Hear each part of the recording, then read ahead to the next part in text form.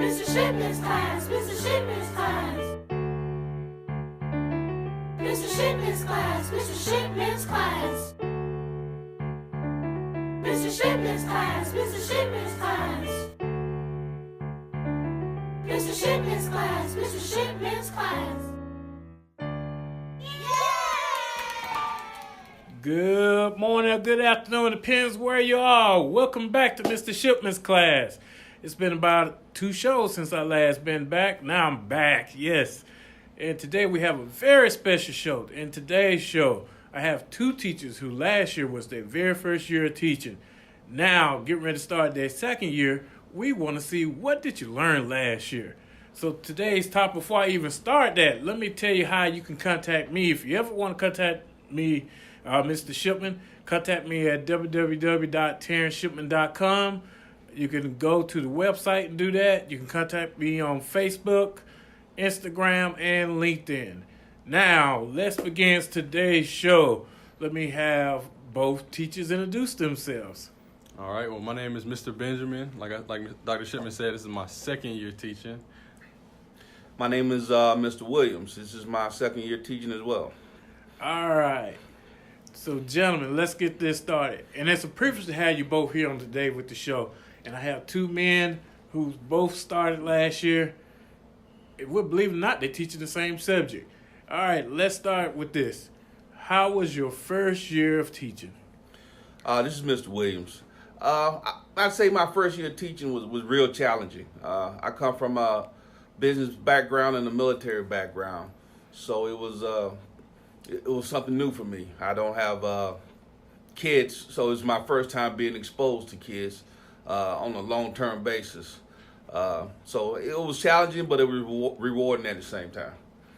And as for me, Mr. Benjamin, I would say it was fairly positive. If I had to rate it on a scale of 0 to 10, I give it an 8.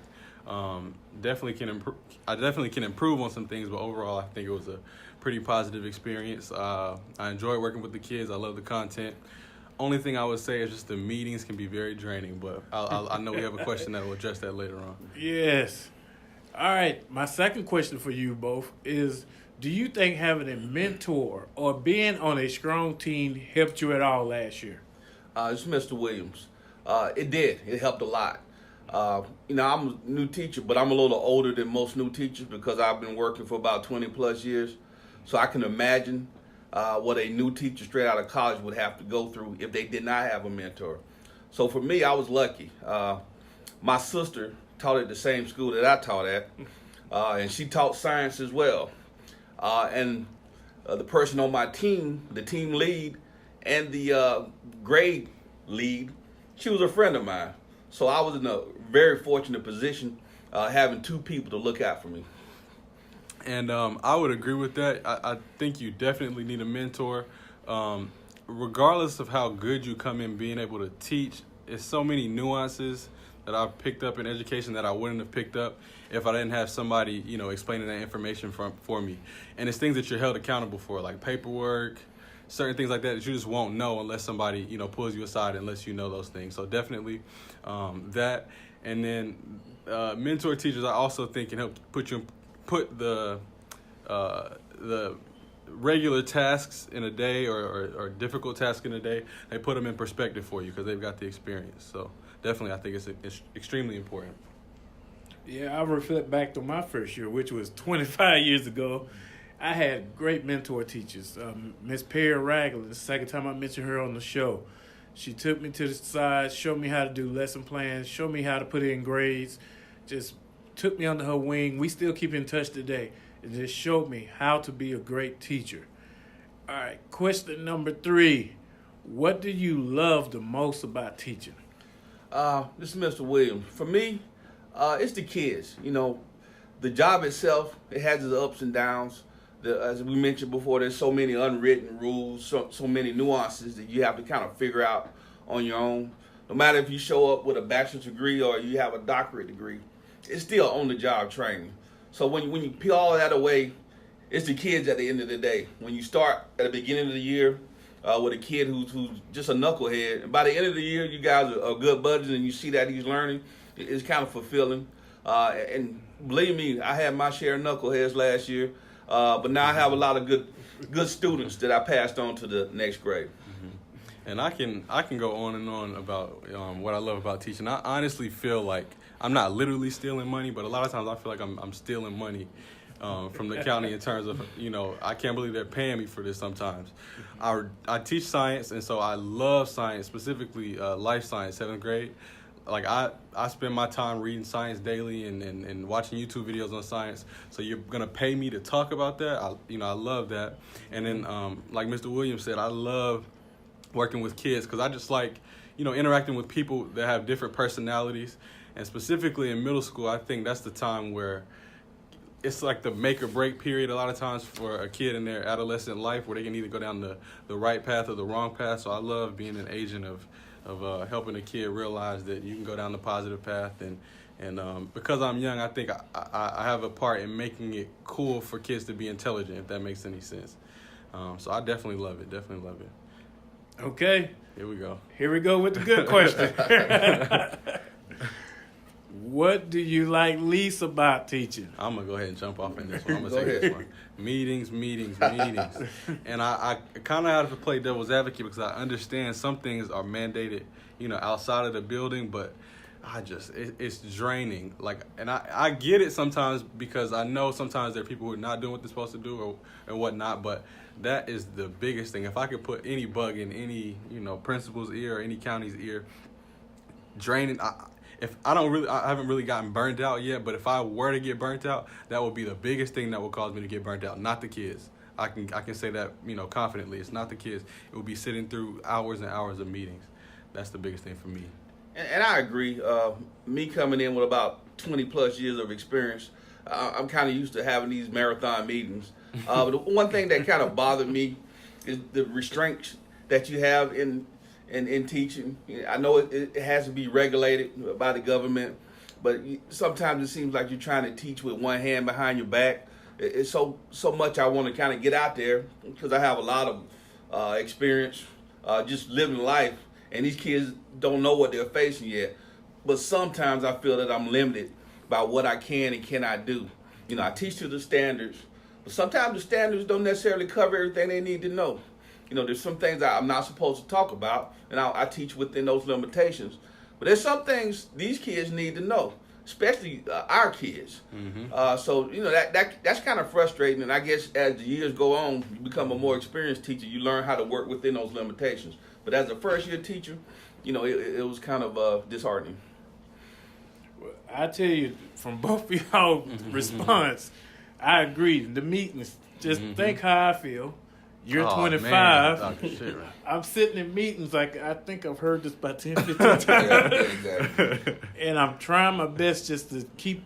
Right. Staying awake is not a problem. It's just hearing it again and again. Yeah. And I agree with you, Mr. Williams, about the restraints. It's like you know life, and you need to teach them this. I remember teaching language arts. They no longer teach cursive writing. Exactly. But I taught it in my class at the beginning of the year, and I told you, if you learn how to write cursive writing, I give you bonus points. Mm-hmm. And I gave out a worksheet that showed them how to do it. Because you have to sign for everything. Right. You get a house. Where else would you learn it? Yeah. You sign a contract. You have to sign. You can't print Michael Jordan. You're going to have to sign those big contracts. Yeah. So we have those little things. I guess a veteran teacher would take more of a chance and say, hey, I'm going to teach you this anyway. But I understand from a first-year teacher how it would make you say, I don't know sure if I should do this. Mm-hmm. All right, the next question. I love this question, too. How will you handle discipline different this year? For me, as I mentioned, I don't have kids, so that was really my first exposure to a large group of kids. And they kind of saw me coming. At the beginning of the year, I introduced myself. I told them that I was a first-year teacher, and I kind of gave my background. And they ran with it, man. They asked me, they kind of set me up a little bit until I figured out what was going on. So this year, I'm kind of coming in with a new, fresher approach. My mentor, my sister, she always told me I was too nice. She said, you're too nice. The kids are trying to run over you. And what happened is, I snapped a couple of times, and, it goes from one extreme to the next. I'm either too nice or I'm a crazy man in there. So this year, I'm coming in with a real methodical plan on how to get disciplined the way I wanted in the first 2 weeks. So that's the biggest thing from a content perspective. I think I did if I can say this, I think I did a pretty good job for a first-year teacher. My scores were not the lowest scores in the building, and I was teaching with veteran teachers. Mm-hmm. So from that perspective, I'm just going to continue to build on what I did. But it's just the behavior, classroom management piece that I'm going to change drastically this year. Mm-hmm. In terms of discipline this year for me, I worked in at summer camps and things like that growing up, so I did have some experience dealing with kids. When I was, in my teenage years, I took the approach that, yelling at a kid or something like that might work, until I met a kid who had been yelled at his whole life, and when I yelled at him, he just laughed in my face. So at that point, I realized, at that point, I lost power with the other kids, and this kid didn't, he didn't respond well to me. So from then on, I vowed not to really, raise my voice too much at kids or yell at them or do anything like that. But the biggest thing that I'll change is I made one of my cardinal sins. I think in all the experienced teachers that I've worked with have told me this. Every year you get that one class period that is just, they do not want to cooperate. They don't want to let you teach anything, no matter how, much you try to build relationships with all of them and do the theory, all that. They just will not respond well. So I had a class period like that. Yep. And I would say it was about 2/3 of the class period. It wasn't the whole class. But what I would do, unfortunately, is I would end up punishing the entire class for the behaviors of the majority. Now, granted, it is the majority, but in retrospect, those students lost a lot of educational opportunities like labs and things like that I did with the other class periods because of some students that they had no control over. So I want to make sure I'm fair. Even if I have a class period like that this year, I want to make sure that the consequences that I have in place are for those students who are doing what they're not supposed to do. Not, I don't want to lump kids together in terms of getting negative consequences. And I did the same thing. Yeah. By the end of the year, I had to start separating out the kids, kind of divide and conquer, because I felt bad that my good students were over here. Well, why do we have silent lunch? Right. And those knuckleheads were like, they didn't care either way. They don't even care, yeah. So at the end of the year, I had, across the hall, I had my mentor, so I would let them go to lunch with that class, and the other guys would have to eat lunch with me. So I'm right there with you, and that's something I'm going to correct this year. Yep. All right, our final question for today. Oh yeah, 2 more. Oh, two okay, more. This is the final one. Okay, sorry. If a first-year teacher came to you for advice, what would you tell them? For me, I think the thing they need to know going in. It's a marathon, not a sprint. And what I mean by that is, you're going to have bad days. Look, I'm approaching 50, and I thought I came in with a lot of knowledge and experience, and I'm a veteran and all this good stuff. And the kids don't care anything about that. So you're going to have bad days. You're going to have good days. But you have to keep soldiering on, keep grinding on. Because at the end of the year, you're going to look back and see a lot of good things that you've done. And at the end of the year, you're going to look back and you'll be able to make some corrective action. But you can't stop. You just can't stop. I felt like stopping. I probably shouldn't say this. One time last year, I went into my principal's office and I resigned. I told him I was like, hey, I have your resignation in the morning. I said, I'll give you the benefit and finish the day. But I pulled that back, took a deep breath, and I kept on grinding. So that's what I would tell a new teacher. Don't get discouraged, even though you will, but just keep on jogging. It's a marathon, not a sprint. And then my 2 things would be, one is directly related to classroom management, and then the other one is has to do with instruction, and they're kind of generic and broad. But the first thing I would say is control your emotions. And it's hard, like it's really hard. It's hard when you got a kid, being disrespectful and talking to you crazy. But the mistakes that I did make last year, I've never seen a beneficial outcome coming from you having an emotional outburst with a kid that's 5 to 18 years old in school.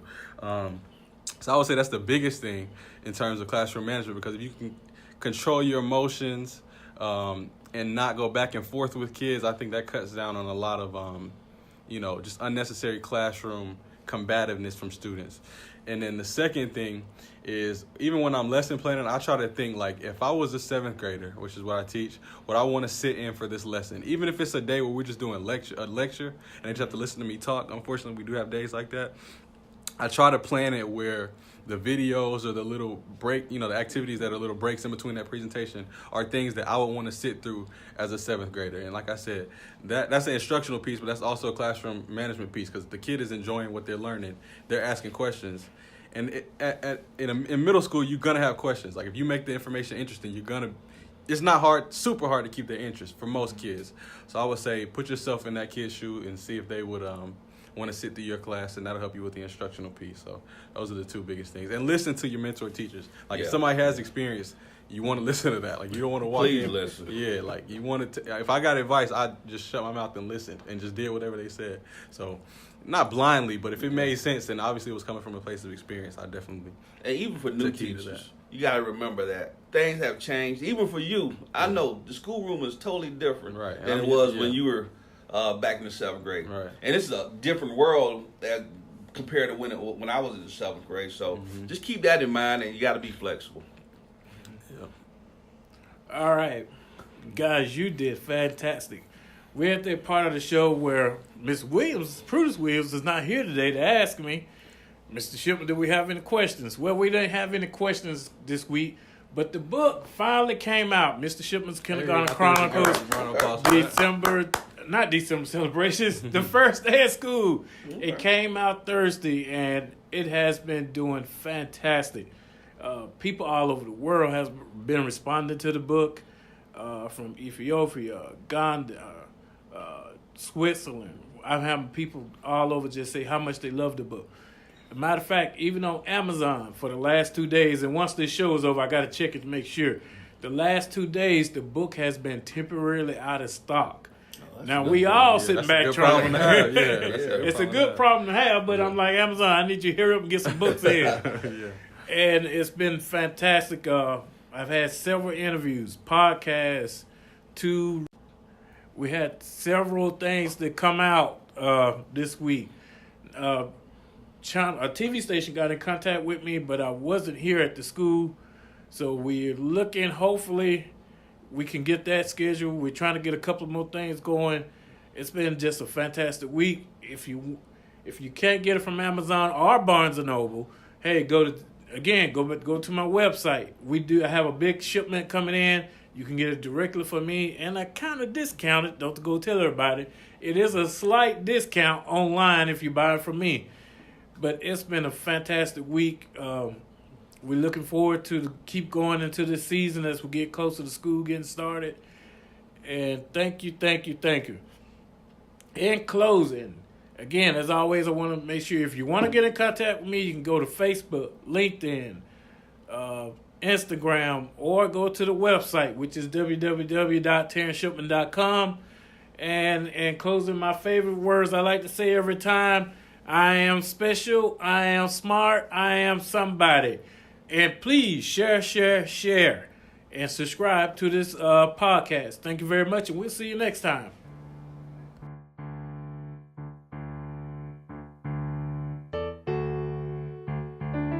Mr. Shipman's class, Mr. Shipman's class. Mr. Shipman's class, Mr. Shipman's class. Mr. Shipman's class, Mr. Shipman's class. Mr. Shipman's class, Mr. Shipman's class.